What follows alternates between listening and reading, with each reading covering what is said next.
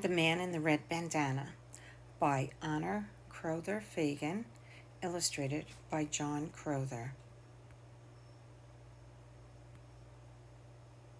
It's dedicated to Wells Remy Crowther and all the men, women, and children who lost their lives on September 11th, 2001, their families and friends.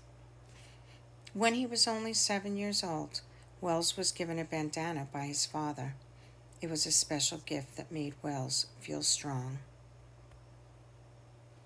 Wells' dad always carried a blue bandana, and Wells' new bandana was just like it, only red. From the moment Wells received that bandana, he carried it with him everywhere. It had lots of uses. It was a cowboy mask, a pirate hat, a flag to signal the end of the race. As Wells grew up, he stopped using his red bandana as a toy and started to use it underneath his helmets. You see, Wells was an athlete whose favorite sports were ice hockey and lacrosse. He wore that bandana underneath his helmet to keep the sweat out of his eyes. Wells not only wore a helmet when he played sports, he also wore one as a volunteer firefighter. At the age of 16, Wells again followed his father's example and became a volunteer fireman. He trained with real firefighters and was taught that rescuing people who were trapped inside was their first priority. He also learned how to get safely through the burning building and put out the fires. It was this training and the red bandana that helped Wells become a hero.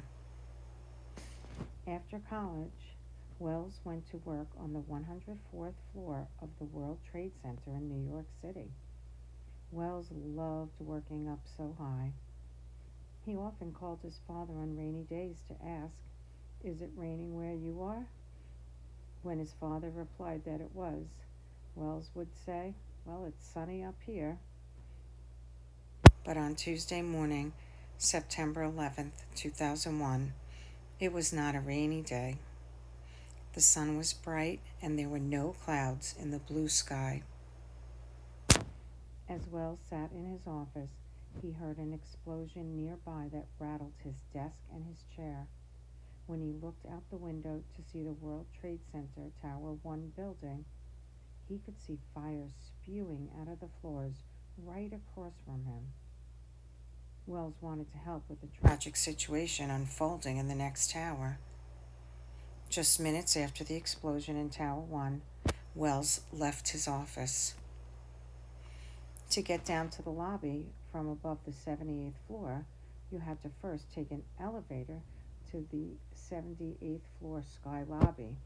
From there, you took a non-stop elevator to the ground floor. Many people would be waiting in the sky lobby for their elevator. Wells knew it would take too long to wait for an elevator from the 104th floor to the sky lobby and then one to the ground, so he headed down the stairs. In a few minutes, Wells had made it all the way down near the 78th floor. That's when another explosion occurred. Only this one was much louder and stronger than the last. Wells ran right for the door of the sky lobby, but he could tell by the smoke coming into the stairwell that there were fires burning inside. Wells took out his red bandana and tied it around his nose and mouth so that he did not breathe in the smoke. When Wells entered the sky lobby, it was hard to see through all the smoke. There were badly injured people who needed his help to get to safety. He found a fire extinguisher to put out the flames that continued to endanger the survivors.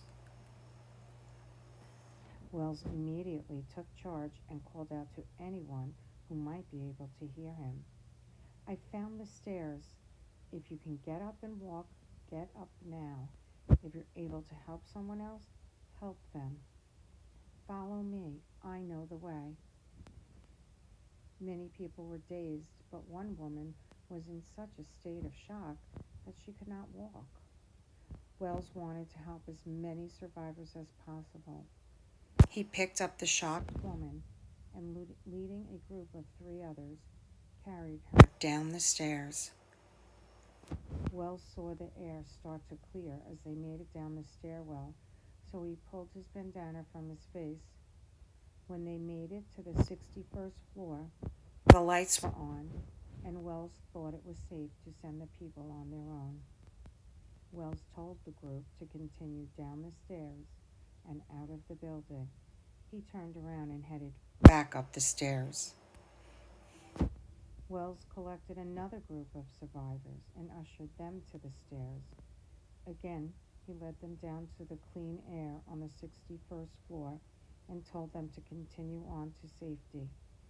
Once again, Wells went back up the stairs.